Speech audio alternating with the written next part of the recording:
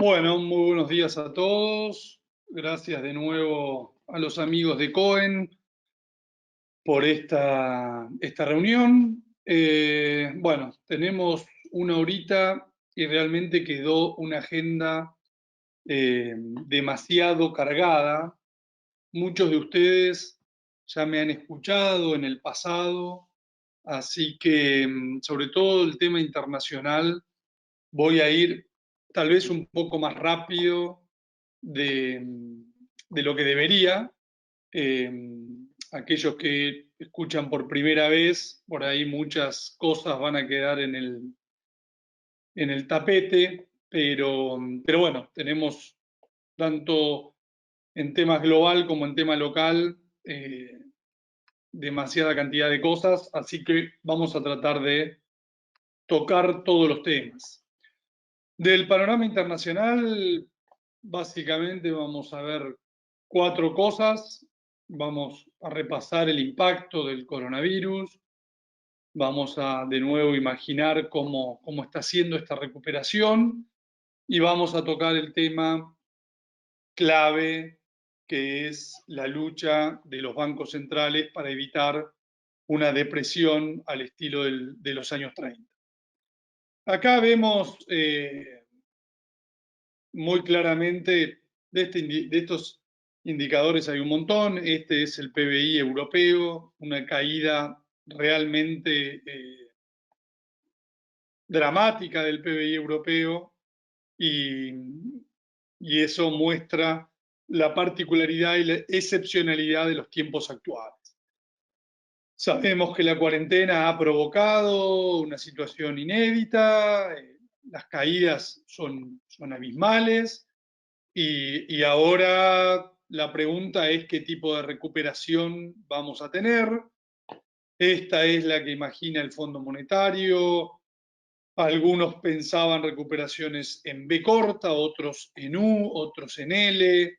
Daría la sensación de que la recuperación al estilo pipa de Nike va a terminar siendo la que se termine plasmando, ¿no? Así que cuando uno repasa la historia, si uno va en Estados Unidos y mira qué es lo que pasó con la pandemia del 1918, fue una de las recesiones más cortas en Estados Unidos, exceptuando la del 80, que duró 6 meses, la de 1918 duró 7 meses, con lo cual no hay muchos elementos históricos, pero uno encuentra acá una primera punta en el ovillo donde podríamos generalizar o sintetizar diciendo que las recesiones productos de pandemia o este tipo de sucesos suelen ser cortas. Así que eso puede ser una primera conclusión. Muy profundas, pero cortas. Entonces, en los indicadores económicos empezamos a ver algunas variables que, por ejemplo, es interesante el primer gráfico arriba, el de, a ver, voy a poner, si puedo cambiar a pluma, no, pluma no, a puntero.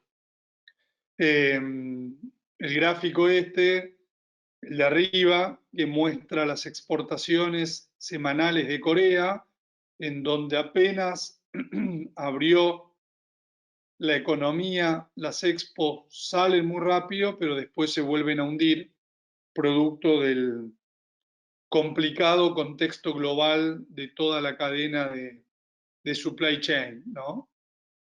Abajo, en cambio, muestra cómo los estímulos en China, los estímulos crediticios, deberían impactar en un movimiento positivo del crédito y por ende en un movimiento positivo del consumo. Entonces, el proceso de recuperación es que los consumidores, alentados por los subsidios y los créditos y la abundancia de crédito, vuelvan a consumir, ese consumo vuelva a dinamizar a las industrias y las industrias vuelvan a poner en funcionamiento la cadena de valor, que hoy es una cadena de valor internacional, ¿no?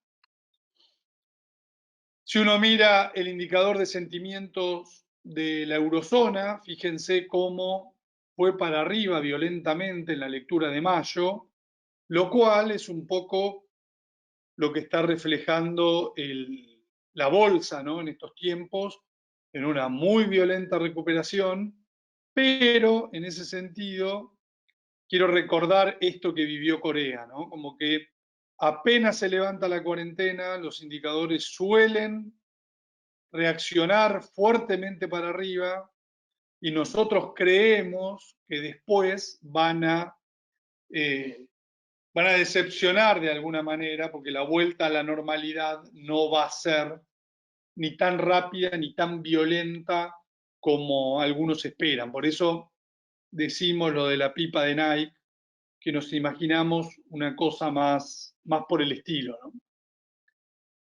Cuando uno mira, por ejemplo, la performance de algunos rates, los rates reflejan el mercado del real estate asociado a cada una de las industrias. Vemos que la vuelta a la normalidad de la economía realmente va a dejar muchos heridos. Y lo estamos viendo en la performance de muchos de todos estos rates, en donde fundamentalmente vemos acá abajo hoteles, todo lo que tiene que ver con turismo, retail, todo lo que tiene que ver con consumo presencial, minorista, incluso healthcare, que uno diría que la salud es uno de los ganadores, y la verdad que no, porque han dejado de atender, han tenido que invertir mucho para enfrentar la pandemia y han dejado de atender lo que es típicamente su negocio. Han dejado de hacer ecografías, tomografías, internaciones por otros temas, con lo cual han dejado de facturar. Así que es interesante ver cómo va a volver a la normalidad un 90% de la economía, pero va a haber un 10% que va a quedar realmente muy, muy afectado.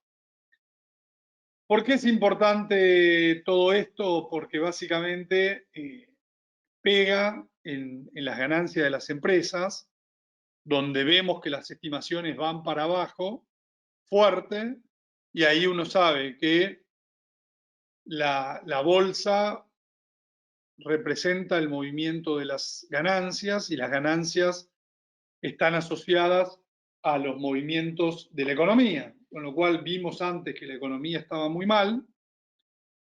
Entonces, esto se va a traducir en una caída de las ganancias y estimamos una vuelta a cierta normalidad con el transcurrir de los años, pero que nos va a llevar al menos un año a alcanzar los niveles de ganancias previos al coronavirus.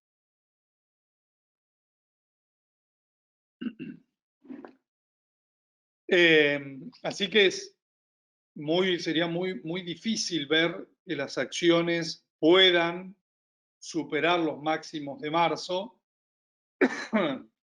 en un contexto de ganancias de este tipo. Y hay que tener eso en la cabeza, porque las ganancias están vinculadas a la actividad.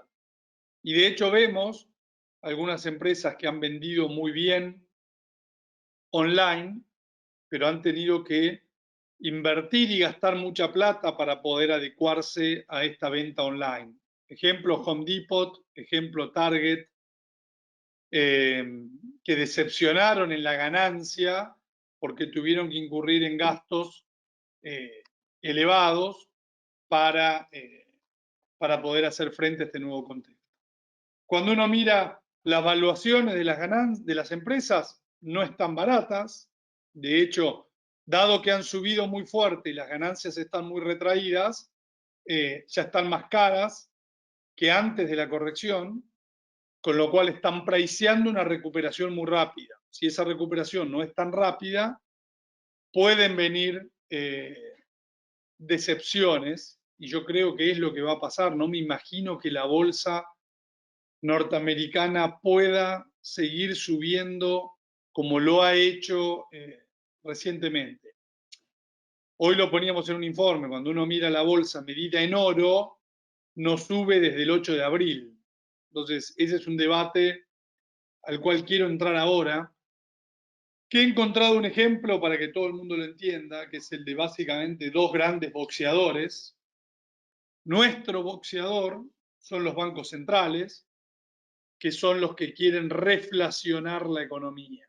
Y del otro lado, un gran oponente que es la depresión, la depresión que tiene fuerzas deflacionarias.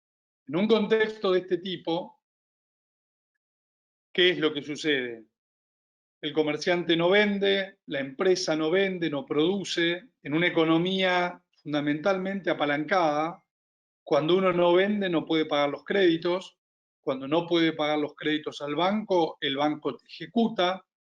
Te ejecuta y, por ejemplo, una garantía hipotecaria hace que venda la propiedad en el mercado a muy bajo precio.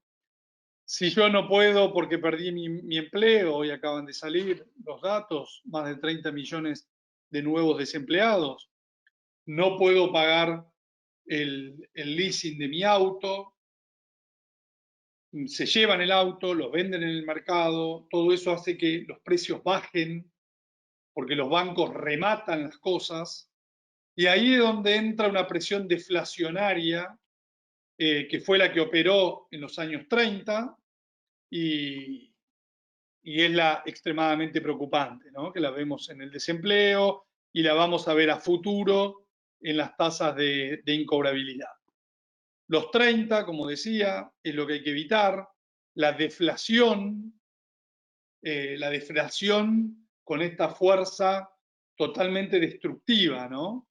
Que básicamente nos lleva a esto que les mencionaba. Uno no puede pagar los créditos, los bancos rematan, venden las cosas en el mercado, eso hace que bajen más de precio, lo cual hace que la hipoteca, el valor de mi casa sea más bajo que el valor de mi hipoteca, con lo cual es una aliciente a que yo no pague la hipoteca, me rematan a mí también, y entras en una espiral deflacionaria muy, muy fuerte.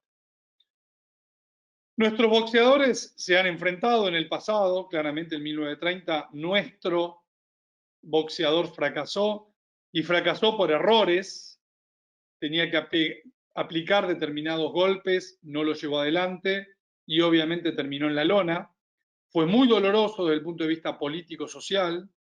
Hoy muchos creemos que las democracias de Occidente no se bancarían una situación como esta, con lo cual los bancos centrales, que son nuestros boxeadores, están tratando de llevar adelante una política muy agresiva, que es la de ampliar enormemente sus balances. Cuando vemos el gráfico de acá abajo, la expansión, el cambio interanual es inédita en los últimos tiempos. Y básicamente vemos que los bancos centrales van actuando, la Reserva Federal es la más agresiva de todas. Y todo esto es lo que está tratando de buscar en una economía muy, muy apalancada. Fíjense lo que es el apalancamiento de la economía norteamericana en los últimos años y hacia dónde vamos a ir, más de 3 veces el PBI. Imagínense lo que pasaría si ganan las fuerzas deflacionarias, cómo se desarma una pelota de esta magnitud. Entonces los bancos centrales empezaron a aplicar nuevas políticas. Políticas que se van ampliando. Ustedes piensen en nuestro boxeador. Nuestro boxeador, en el año 2000, por ejemplo, hubo una crisis muy importante, la burbuja de las tecnológicas, y en ese momento el presidente de la Reserva Federal, Alan Greenspan, decide bajar muy fuerte las tasas de interés contra el consenso y dejarlas abajo mucho más tiempo del que todo el mundo recomendaba. Una política distinta y surtió efecto y logró que la economía rápidamente se recupere y se evite una depresión o una recesión muy larga. Digamos que se usó un tipo de golpe que fue bajar la tasa de interés. Muy agresivo y por mucho tiempo. Algunos dicen que producto de esta política, en el año 2008 se vuelve a producir una burbuja, en este caso inmobiliaria, colapsa y los bancos centrales, nuestro boxeador, ya no podía derrotar a su contrincante con un solo golpe, la baja de la tasa. Así que tiene que sumar un nuevo tipo de golpe que fue el relajamiento monetario, el quantitative easing. Así que a la baja de tasas le sumó quantitative easing. Y logró, en lo que parecía ser una crisis terminal, por el sector al cual golpeaba, por un montón de características, logró, no fue tan fácil como en el 2000, si en el 2000 lo vencimos a nuestro contrincante en el tercer round, en el 2008 nos costó y nos fuimos al sexto round, con un nuevo golpe logramos derrotarlo.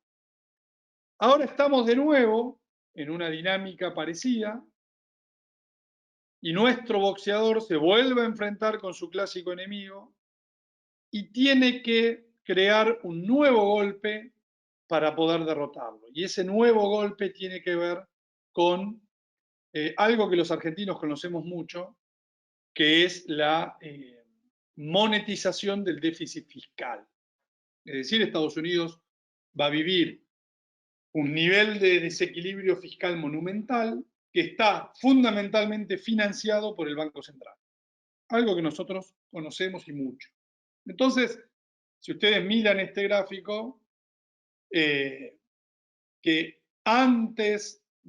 podríamos decir, antes de Volcker, tenía una gran correlación la expansión monetaria con la inflación, y ahí se rompe, y los bancos centrales vienen, crisis tras crisis, ampliando la cantidad de dinero para tratar de inflacionar la economía.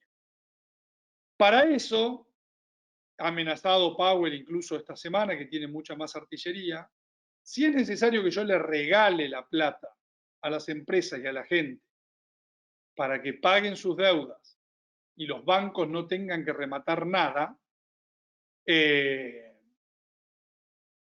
pues bien, lo van a tener que hacer. Así como ahora se pusieron a prestarle plata a todas las empresas, incluso empresas de riesgo crédito alto, si la mora, la incobrabilidad, las quiebras empiezan a subir y muy fuerte, el Tesoro va a tener que subsidiar a todo el mundo y la plata la va a tener que sacar de los bancos centrales. Y eso, en definitiva, debería llevar, y esperemos que así suceda, a que nuestro boxeador le gane al boxeador representante de la depresión, deflación, etcétera, etcétera. ¿Qué consecuencia puede tener esto si es que nuestro boxeador gana? Escenario por el cual rezamos todos los días, ¿no? Nadie quiere vivir una crisis como la de 1930. Si es necesario regalar plata, que regalen plata, no importa. La consecuencia de mediano plazo debería ser un dólar mucho más débil. Lo vimos desde el 2000, 2008, el dólar perdió mucho valor y la gran pregunta es si esto va a pasar ahora. Y si pasa en el mundo de las monedas, ¿contra qué moneda pasa? Porque acá en el 2000 vimos que había salido el euro era una novedad, empezaba a usarse mucho, y le ganó mercado al dólar, y fue la gran moneda que se apreció en ese momento que Estados Unidos aplicó políticas muy expansivas desde el punto de vista monetario. Así que ¿contra quién pierde? Debería ser contra el renminbi chino, pero da la sensación de que China todavía no está para ocupar ese lugar. Europa esta semana hizo una movida inteligente que fue la de emitir 500 billones de euros en eurobonos, mostrando que son un bloque común, diciendo, ojo, nosotros somos una potencia, nuestra moneda realmente puede ser reserva de valor mundial. Ante esta incertidumbre, lo que uno va viendo, estas son cosas que vimos en la presentación anterior, las voy a pasar muy rápido, y uno recuerda, ¿no?, cómo el Imperio Británico, con la crisis del 30, termina tirando la toalla y devaluando frente al oro, y el oro es la moneda que uno está viendo que está ganando mucho valor en este contexto de monedas sin respaldo, fiat currencies, que se devalúan. O sea que lo que vemos, no tenemos claro cuál de todas las monedas va a ser la ganadora. El franco suizo siempre es un típico ganador. Recuerden que adentro del Banco Central suizo hay oro, hay acciones y hay otras, obviamente, monedas. Pero es un banco central que ha comprado cosas en los últimos años, tratando de defenderse de esta devaluación permanente, ¿no? Cuando el Imperio Británico cae, son 2 siglos de estabilidad que se tiran por la borda con la crisis del 30, y a partir de ahí la libra esterlina lo único que hizo fue perder valor. En Estados Unidos pasó en el 34 y después en el 71, cuando finalmente se devalúa frente al oro, y el oro a partir de entonces no ha hecho más que subir y mostrar la debilidad de las monedas sin respaldo ante la emisión permanente, siempre con alguna excusa, ¿no? La excusa de la crisis del 2000, del 2008, ahora del coronavirus. Cada vez se ha emitido más plata en relación al oro, y el oro, que tiene una relación en relación al Dow Jones, incluso ha quedado barato, cosa que ha empezado a corregirse desde el año 2018. Desde el año 2018 la bolsa está bajando medida en oro. Y esto es importante porque uno ve cómo la variación del oro, del precio del oro, tiene una relación muy estrecha a la variación, a la cantidad de activos que tienen los bancos centrales globales. Mayor emisión, el oro va para arriba. Y este mensaje es importante porque básicamente tiene que ver con, de nuevo, una crisis muy importante, que si uno va y mira el pasado, estas crisis han significado pérdida de valor de las monedas sin respaldo. Esto viene sucediendo desde el año 70. Y entonces las cosas suben de valor en términos nominales. Cuando uno mira la tierra, uno encuentra que la tierra en términos nominales viene subiendo muy fuerte. Cuando uno la mira en términos reales, ya no tanto, está estabilizada. En los últimos años ha subido la tierra en términos reales. Los austríacos dirían que en realidad la tierra no subió en términos reales, sino que la inflación está subestimada. Que la mejor forma de medir la inflación es cuánto evoluciona el precio de la tierra. Cuando uno mira el precio de la tierra medida en oro, está relativamente constante. Quiere decir que esta suba nominal del valor de la tierra también uno la encuentra en las acciones. Es una suba nominal de las acciones, producto de la expansión, es lo que muestra la línea azul, del balance de los bancos centrales. Entonces, todo esto nos lleva a tomar primero una visión que es muy difícil. Es quién gana, nuestro boxeador o el otro. O sea, ganan. La ley de la gravedad económica hoy es que gane el otro boxeador, que nosotros perdamos. Es que hace una destrucción creativa, que se quiebren todos los que tengan que quebrar, que los bancos tengan que obviamente rematar todos los activos con los cuales prestaron plata, que la tasa de desempleo se vaya a las nubes y que después la destrucción creativa empiece a sacarnos del fondo del mar. Es decir, una burbuja de crédito implosiona destructivamente, deflacionariamente. Ahí el único activo que habría que tener es el cash, Pero ahí está el ser humano desafiando la ley de la gravedad. Nuestro boxeador ganó en el año 2000, ganó en el año 2008, la última gran derrota fue la de 1930. En 1930 nuestro boxeador estaba como maniatado. ¿Por qué? Porque estábamos en un patrón oro. Entonces no se podía emitir todo lo que uno quisiera porque la emisión guardaba una relación a la cantidad de oro que había en las arcas de la Reserva Federal. En ese momento, la moneda de referencia mundial era la libra esterlina, y a la libra la atacan, la corren, y ellos terminan tirando la toalla en 1931. El Banco Central o la Reserva Federal termina devaluando en 1934. Era un actor más secundario en aquel entonces. Hoy no hay patrón oro, con lo cual uno puede hacer lo que se está haciendo, y en un extremo, los gobiernos podrían regalar plata, como decía Bernanke, tirar plata de un helicóptero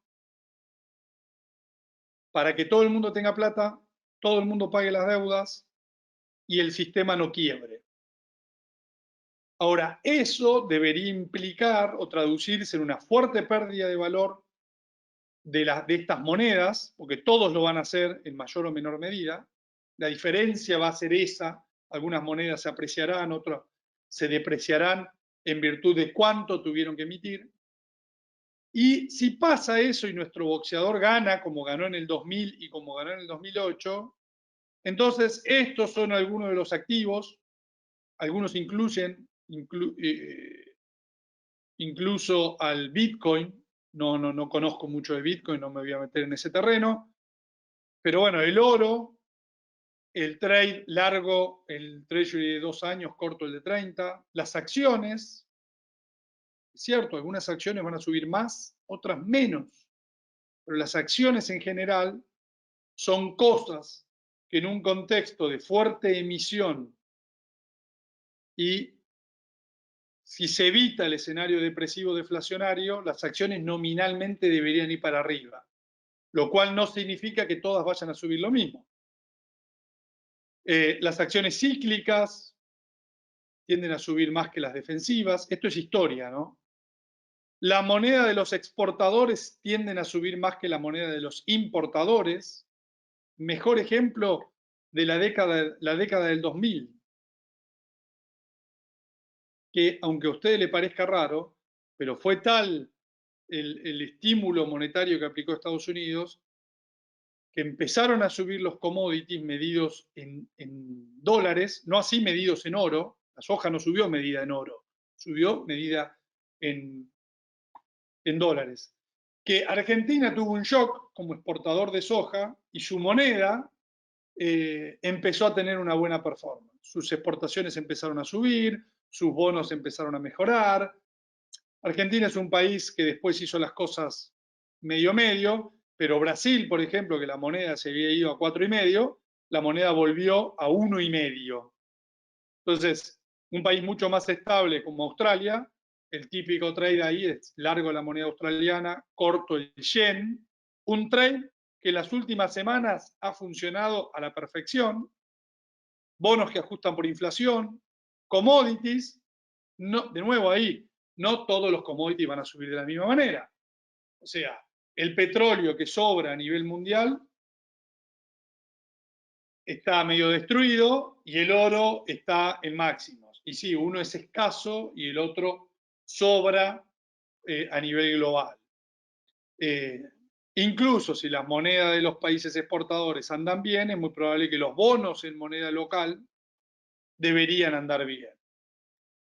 Muchos de todos estos activos todavía no están funcionando. ¿Por qué? Porque todavía no está claro en qué round estamos. Y eso me parece que es la conclusión más importante del panorama internacional. Primero, ¿nuestro boxeador va a ganar o no va a ganar? Las últimas 2 experiencias indican que nuestro boxeador debería ganar. Si en el 2000 ganó en el tercer round, en el 2008 ganó en el sexto round, no creo que ahora gane antes que eso, lo cual me parece que nos va a llevar algún tiempo y tal vez ganemos en el 8º o en el 10º round. Con lo cual, no es un trade tan obvio y es un trade diametralmente opuesto. Si gana el otro boxeador, lo único que hay que tener es cash. Y si gana nuestro boxeador, hay que tratar de no tener cash. Entonces, es muy difícil y hay que ir viendo. Es muy bueno los datos económicos que han salido últimamente, es muy bueno lo que vienen mostrando los precios de algunos commodities, de que las presiones reflacionarias efectivamente están funcionando. Por decirlo de alguna manera, después de haber recibido 2 o 3 golpes en los primeros rounds, nuestro boxeador reaccionó bien y ganó los siguientes 2 rounds. Ahora, no creo que ya vayamos a noquear. Me parece que nos vamos a comer algún que otro golpe en los próximos rounds. Y ese golpe fundamentalmente creo que puede venir por el lado de indicadores de incobrabilidad, de mora. Porque si bien los gobiernos hicieron mucho subsidiando, dando préstamos, no creo que hayan evitado por completo la quiebra de muchas actividades y de muchos sectores. Entonces, en ese sentido, creo que cuando salgan esos indicadores, los gobiernos van a tener que reaccionar poniendo más en la mesa. Europa acaba ayer también de hacer público de que se aprobó como política de la eurozona rescatar empresas en crisis. Entonces, si los gobiernos se ponen atrás de todas las empresas, bueno, ninguna va a defaultear, por ende, si ninguna defaultea, los bancos van a cobrar sus deudas y el esquema no se rompe. ¿Es ya en línea recta? Es la gran duda. Yo creo que en el medio va a haber algo de ruido, los bancos centrales y los gobiernos van a volver a reaccionar, y ahí es donde tal vez es una expresión de deseo, luchando contra la ley de la gravedad, que nuestro boxeador gane y finalmente triunfemos y las cosas suban todas de precio. Las acciones suban, los commodities suban, algunos van a subir más, otros menos, pero finalmente vamos a un proceso de reflación y evitamos una gran crisis. Entonces, en ese contexto, las inversiones que enumeré, si nuestro boxeador ganan, deberían ser inversiones ganadoras, y el cash no debería ser precisamente el activo que triunfe en ese contexto. Así que bueno, dicho esto del contexto global, vamos a dar algunas pinceladas del tema local. Algunos temas importantes, consecuencia de la cuarentena, el dilema de nuestra moneda y la renegociación de la deuda. Nosotros estamos haciendo algún tipo de corrección porque la extensión de la cuarentena, nosotros ya pensábamos que para junio empezábamos una mayor normalización de la cuarentena y parece que no, de la economía y parece que no. Entonces, mientras más tardemos en volver a la normalidad, mayor es el costo fiscal, que lo estábamos estimando en 1.7 billones, con un costo fiscal de entre 6 y 7% del PBI. Esto puede ser aún mayor. Y las consecuencias de esto realmente van a ser muy importantes. Vemos la actividad. Marzo, la economía cae 10%. En abril, ya Ferreres anticipó que la caída sería de un 20%. Estamos tomando punta a punta desde el 2018 a hoy ante una caída de la actividad peor que la del 2001. Empezamos a ver diferencias. Brasil, por ejemplo, cayó a la mitad en marzo de lo que cayó la Argentina, o Perú. Argentina y Perú son dos países con cuarentena muy estricta. Brasil, en cambio, tiene una cuarentena mucho menos estricta y ha dejado que sectores productivos muy importantes sigan trabajando. Es el único país en el mundo donde las exportaciones no bajan. O sea, las exportaciones a nivel mundial están cayendo 25%, y en Brasil las expo en abril fueron prácticamente las mismas que las de abril del 2019 y en mayo, en las primeras 2 semanas, subieron 3% respecto al año pasado. Razones, y la principal es que exporta alimentos y todo el mundo se desesperó por comprar alimentos. Entonces, las exportaciones de alimentos están 30% arriba. Estableció récord en exportación de petróleo, como no lo consumían domésticamente, exportaron 1 millón de barriles y la actividad, por ejemplo, minera no se detuvo. Entonces, ahí es donde uno encuentra las diferencias de por qué la actividad en Argentina está cayendo así. Nos preocupa un montón, pero bueno, no vamos a caer en el debate de economía, salud. La preocupación es si la economía va a quedar con algún signo de vida, ¿no? Porque para salir de una recesión como la actual se requiere después de mucho capital de trabajo y muchas empresas van a quedar realmente dañadas, ¿no? Entonces va a ser complejo. ¿Cómo estamos financiando la recesión? La estamos financiando con emisión monetaria, ya vamos 6 puntos del PBI, es récord, no habíamos visto esto ni siquiera en el cepo anterior, en el régimen de dominancia fiscal anterior, con lo cual esto no tiene mayor impacto inflacionario en el corto plazo debido a la recesión, pero cuando la economía recupere, rebote, porque va a rebotar cuando salgamos de la cuarentena, ahí es donde estas variables de nuevo empiezan a preocupar, porque el Banco Central va a tener que ser muy ortodoxo, va a tener que subir la tasa de interés, va a tener que esterilizar. Eso empieza a poner de nuevo el foco en cómo está el balance del Banco Central. Las presiones inflacionarias se van a ir acumulando.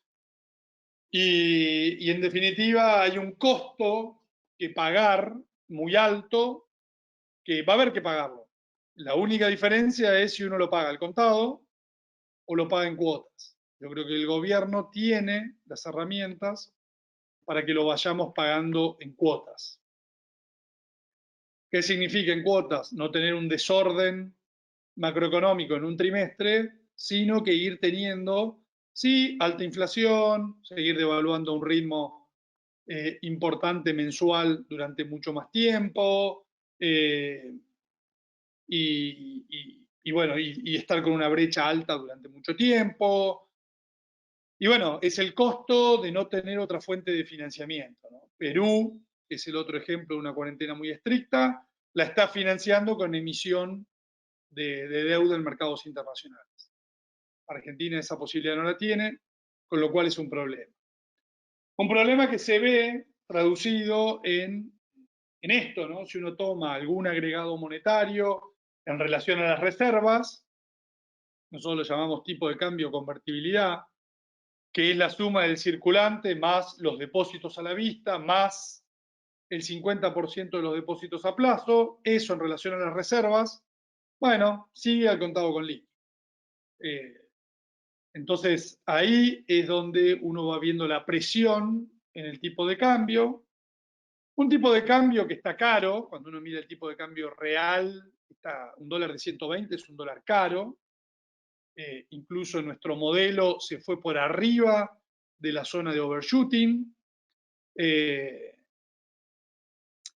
Que básicamente para que no esté caro hoy en la foto uno debería pensar que hay una aceleración inflacionaria muy fuerte, muy fuerte, pasar a tener niveles de inflación 2 dígitos mensuales. Con una recesión como la actual, eso no luce probable en el corto plazo, con lo cual esto va a ir siendo un juego de, yo llamo stop and go, ¿no? Reacciona el dólar muy fuerte, se va de mambo, se estabiliza durante algún tiempo, baja esta línea verde, baja un poco, la inflación empieza a hacer su trabajo, vuelve a ajustar el dólar, digamos, y vamos en un proceso parecido por ahí al que se vivió acá entre el 2012 y el 2015, ¿no? Donde íbamos overshooting, bajábamos, íbamos, bajábamos, íbamos, bajábamos. Y fundamentalmente no tenía tanto que ver con una baja, sí por ahí de la zona de overshooting, una baja del tipo de cambio nominal, sino con un trabajo de la inflación.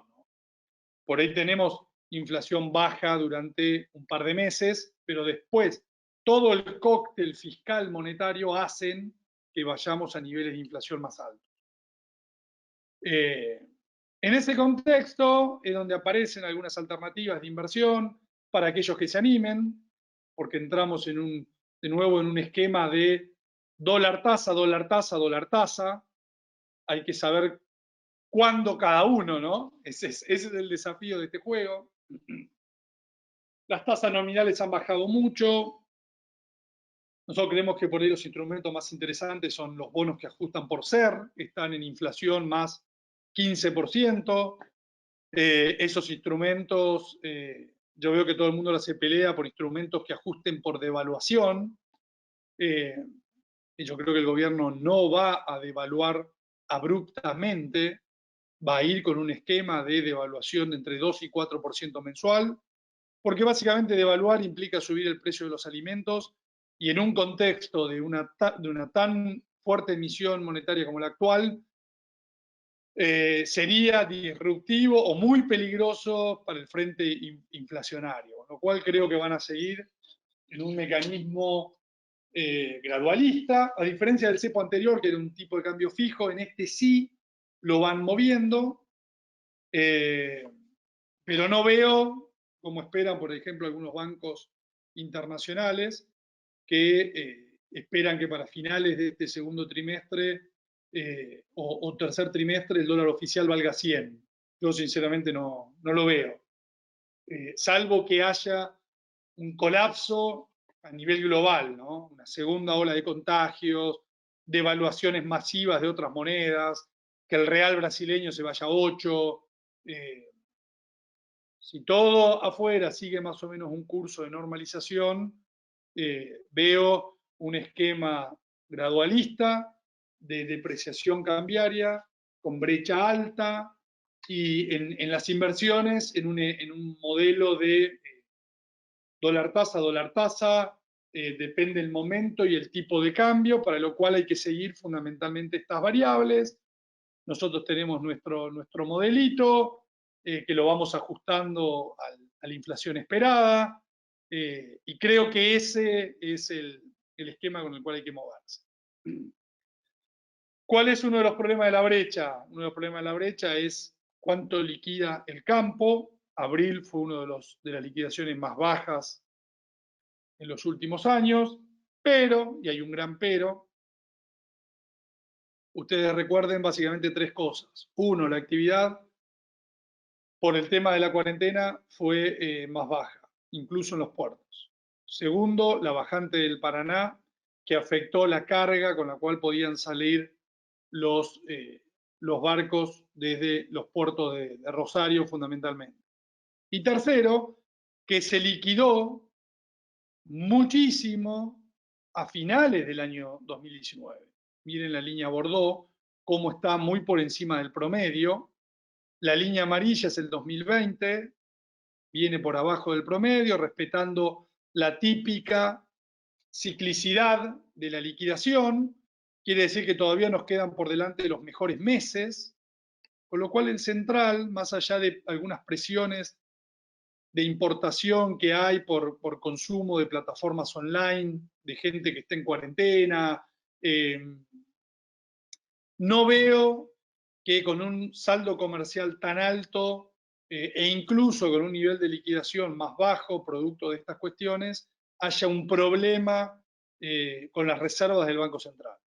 Sinceramente, no creo que de acá a julio, agosto, sea el momento para preocuparse por este frente, en donde muchos creen que va a haber una devaluación muy fuerte por esta razón, y sinceramente no comparto esa visión. Incluso creo que el gobierno, antes de devaluar y que aumenten los alimentos que afectan fundamentalmente a la gente, a sus votantes y a la gente de menores recursos, creo que van a seguir incrementando las regulaciones y, y las medidas gubernamentales para tratar de forzar la liquidación, de evitar la retención de granos, ya lo vimos con los créditos subsidiados, bueno, etcétera, etcétera. Último tema, tema de la deuda. Estamos con poco tiempo, así que ustedes ya han visto las propuestas que andan dando vuelta. Las principales diferencias en relación a la propuesta del gobierno es el plazo de gracia, de 1 a 3 años, y el cupón promedio, que es el doble del que planteó Guzmán.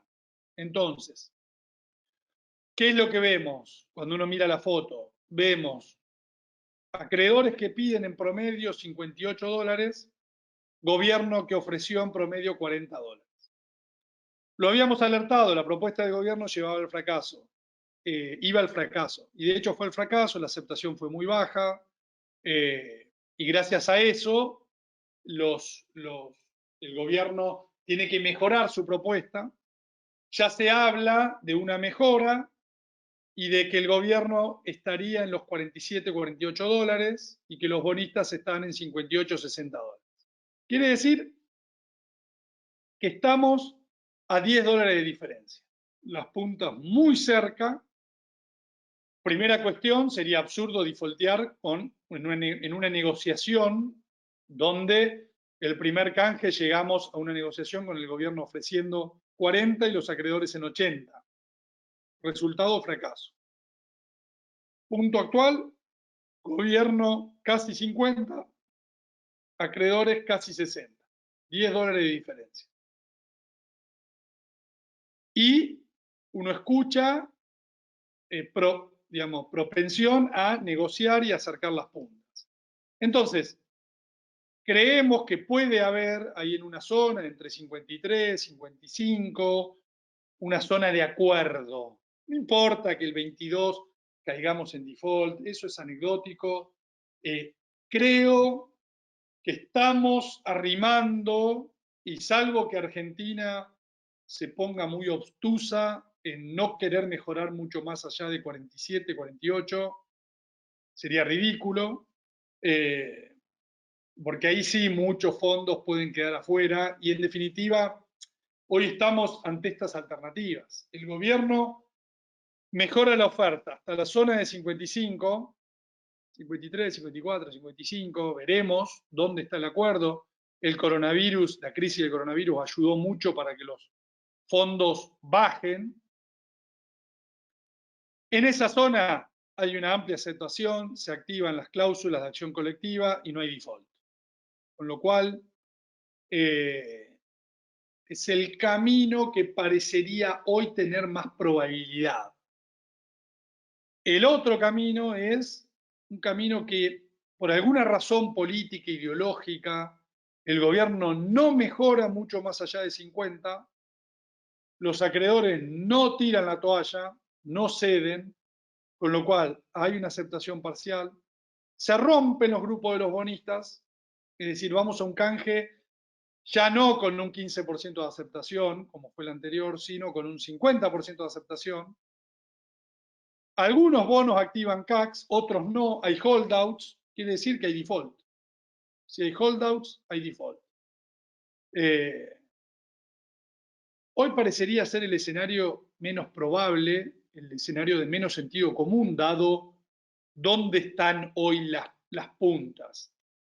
Es cierto que entramos en una nueva fase de la negociación, en donde Alberto puso un académico muy duro, con un lenguaje poco al que Wall Street está muy poco acostumbrado.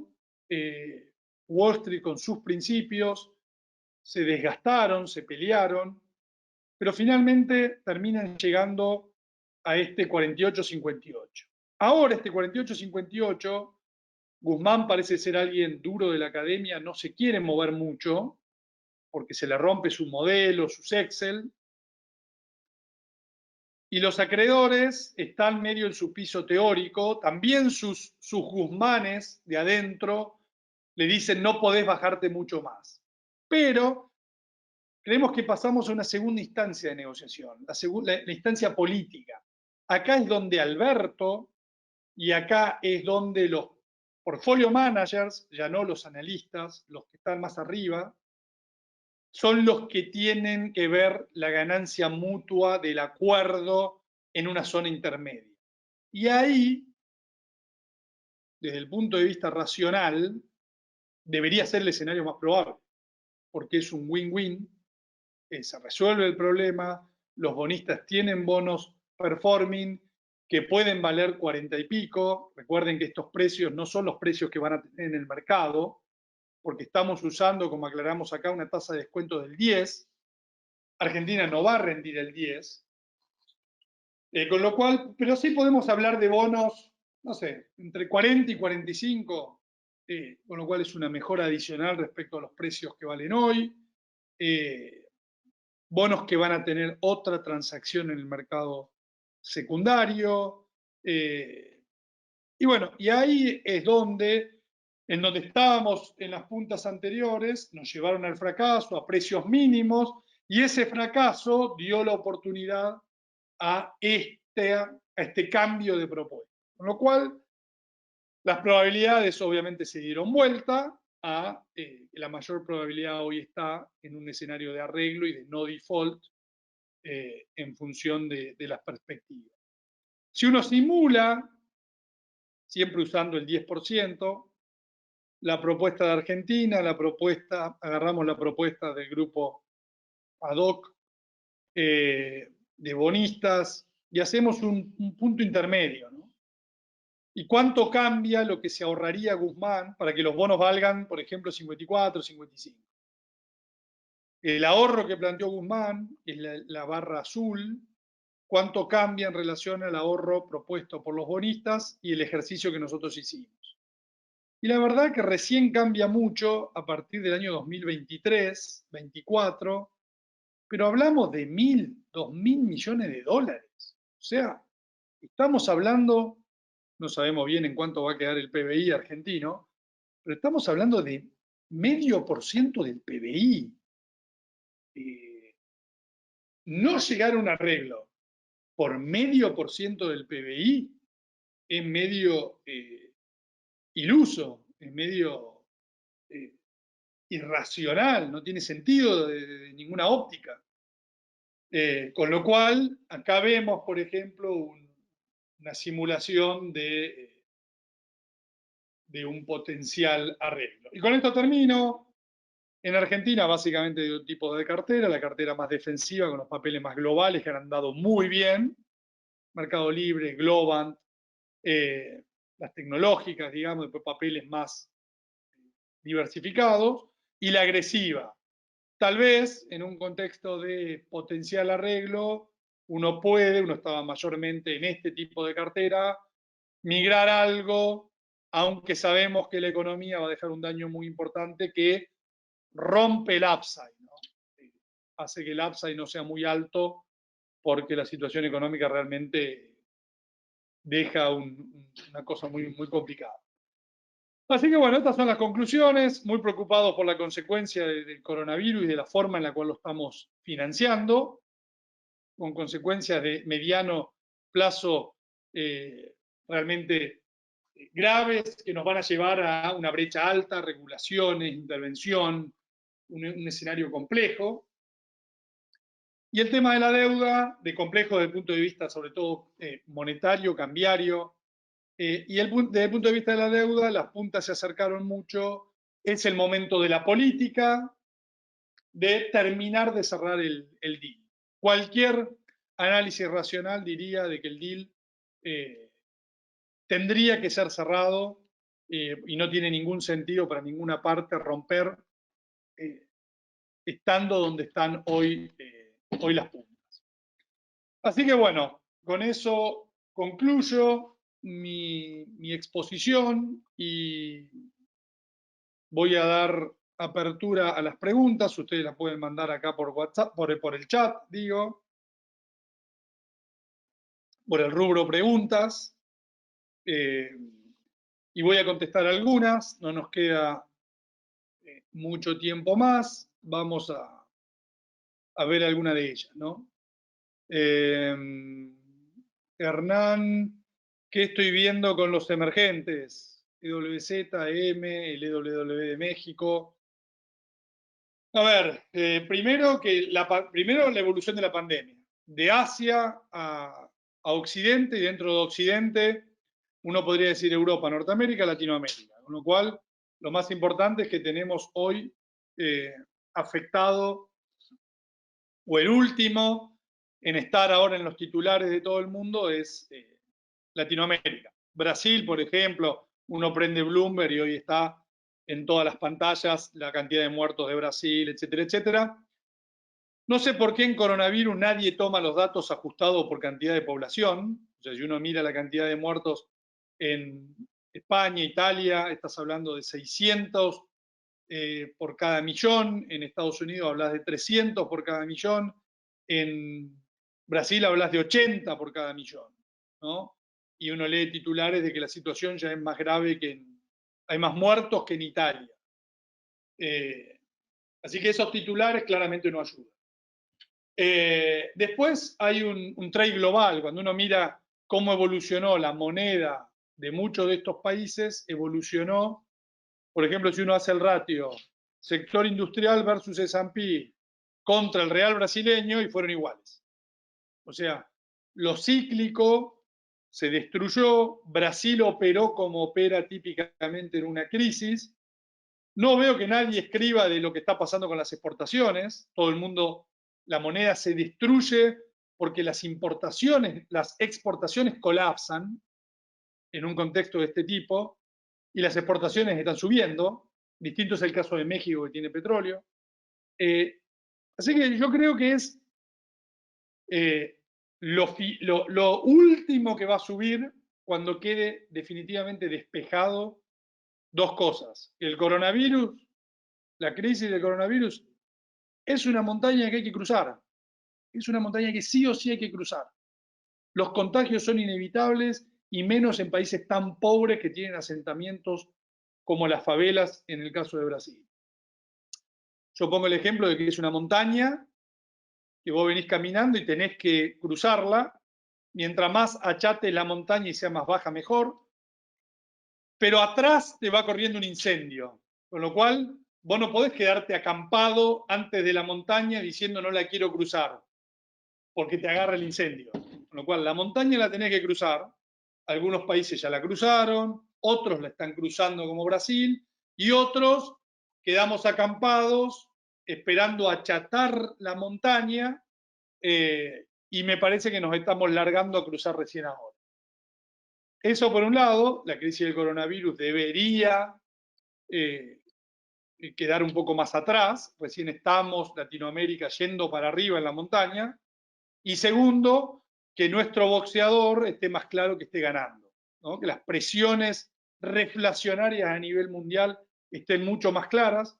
Los commodities van a valer. Si los commodities valen, estos países exportan commodities, sus monedas deberían mejorar un montón, y ahí es donde entran en un círculo virtuoso. Pero de todo lo que vas a recuperar a nivel, en la secuencia mundial, Latinoamérica es lo último que va a recuperar. Los bonos ley argentina, supuestamente los bonos ley local, van a recibir el mismo tratamiento que los bonos ley internacional, pero acá no va a haber canje voluntario, acá va a ser compulsivo. O tal vez el gobierno arma un canje voluntario en el sentido de que vos decidís qué elegir, pero no decidís si vas o no vas.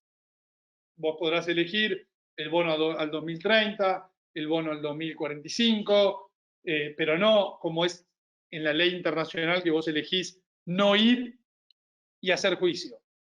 Acá, en todo caso, va a ser qué bono elijo, a qué bono decido ir. Eso va a venir después de que se cierre el canje ley internacional. Me preguntan las criptomonedas. No soy experto, no me quiero meter en el tema. Les debo la respuesta, pero no no tengo mucho que aportar ahí. Provincias, bonos provinciales. Entiendo que los bonos provinciales están muchas provincias esperando la solución de la nación para ir y replicarla, con lo cual me imagino que muchas provincias van a, después de, esperemos, solucionado y positivamente la deuda a nivel mundial, las provincias lancen canjes para también simular algo parecido a lo que hizo la nación. Extender plazos, reducir cupones, sin grandes quitas de capital o prácticamente sin quitas de capital. Algunas provincias que típicamente te han tratado mejor en la historia, tipo Córdoba, pueden hacer cosas más favorables que otras que puedan llegar a ser más duras. Bueno, esta la contesté de ley argentina. En Estados Unidos, si veo un nuevo paquete de ayuda, yo creo que sí. A mí me parece que lo anunciado no va a alcanzar para evitar lo que me parece debería ser un aumento de la incobrabilidad, de las quiebras, y ahí es donde van a tener que venir nuevos paquetes de ayuda. Y eso puede generar algún susto en los mercados y el nuevo paquete de ayuda otra vez meterle fuel a la reflación. Mercado inmobiliario. Me imagino que hablamos del mercado inmobiliario mundial, ¿no? Cada lugar es un mundo, hay lugares donde hay una sobreoferta dramática, donde puede llegar a haber caídas de precios muy importantes y otros que no. Yendo a la tierra, al mercado inmobiliario más genuino de todo, que es la tierra productiva. Y yo creo que la tierra productiva va a acompañar las fuerzas macroeconómicas. Si ganan las fuerzas reflacionarias, deberían nominalmente esos precios ir para arriba.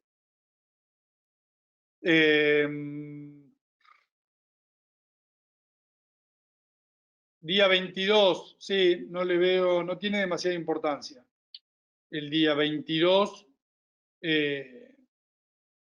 puede llegar a haber algo de ruido con el tema de los CDS, pero el día más importante es el 30 de junio.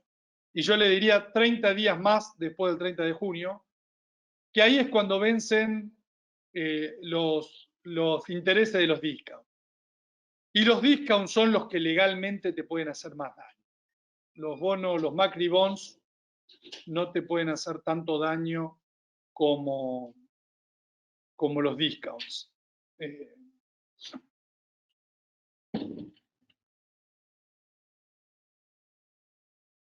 Bueno, a ver, acá algunas se repiten.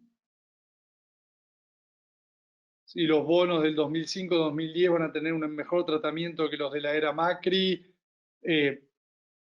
racionalmente tendría a pensar de que deberían tener un mejor tratamiento porque legalmente son más duros. Es decir, que en este cierre de la negociación, si el grupo de bondholders de los bonos 2005-2010 se ponen más duro y te piden algo más, deberías dárselos. Deberías dárselos porque son un dolor de cabeza mucho más grande que los bondholders de los bonos de Macri o los bonos de ley argentina que directamente no cortás ni pinchás. Esto ya lo respondimos. Hablando del metro cuadrado, la discusión del metro cuadrado en Argentina es muy difícil. Hoy, por ejemplo, el metro cuadrado o el precio del inmueble en Argentina. Típicamente el valor de la propiedad está relacionado al nivel de renta que se le obtiene. Por ejemplo, la renta que obtiene hoy el campo está asociada, y si yo tomo en cuenta la ganancia que me da el campo, la ganancia medida en dólares, es lo que yo cobro después de pagar todos los gastos y lo dolarizo. Como lo tengo que dolarizar al tipo de cambio bursátil, pierdo la mitad de la ganancia, yo no creo que el inmueble rural argentino, si la brecha continúa y el cepo continúa, pueda replicar la performance de la propiedad en otro lugar. Y lo mismo pasa con el inmueble. Si yo tomo el inmueble como inversión y lo alquilo en pesos y me pagan los pesos y quiero transformar esos pesos en dólares para ver qué renta tengo en dólares, me sucede exactamente lo mismo. Con lo cual, a medida que la brecha sea más grande, te quita posibilidad de recuperar valor o de acompañar esa reflación, si es que nuestro boxeador gana, en, en, en estos activos argentinos, porque tienen este problema, ¿no? Su renta en dólares pasó a ser la mitad, producto de que la brecha se fue al doble. Cartera argentina, bueno, depende mucho del perfil. Yo creo que hoy una cartera argentina tiene que tener algo de bonos.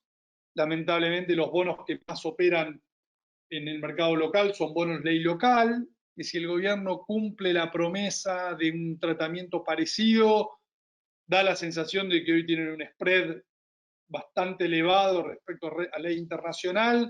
No me siento incómodo con bonos pensando que pueden ir a un 40% de paridad. Y después creo que depende del perfil de cada cliente, está este ejercicio del dólar a pesos, de pesos a dólares. Ustedes saben que yo he sido muy optimista con los bonos en pesos durante todo el año y han sido el gran activo. El consenso de los analistas era exactamente lo opuesto. Decían que Argentina arreglaba muy rápido la deuda en dólares y defaulteaba la deuda en pesos, y fue al revés. Arregló la deuda en pesos muy rápido y la deuda en dólares viene muy lento. Y bueno, hubo un trade muy importante en pesos y ahora podemos hacer el trade en dólares. El que lo hizo al revés perdió mucha plata. Y creo que en los típicos bonos que veníamos operando, los bonos cortos, TC20, TJ20, ya no hay mucho más valor. Las letras incluso también, que tenían tasas exorbitantes, ya bajaron muy fuerte las tasas. Tiendo a buscar y a pensar en los bonos que ajustan por ser, como los bonos más atractivos de todos, estos TX.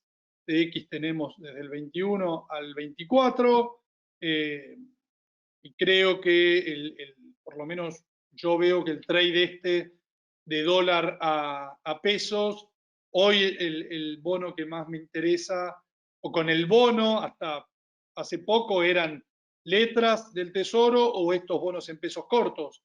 Hoy con las tasas que tienen prefiero, para que me pague el riesgo, hacer ese ida y vuelta con bonos que ajustan por ser.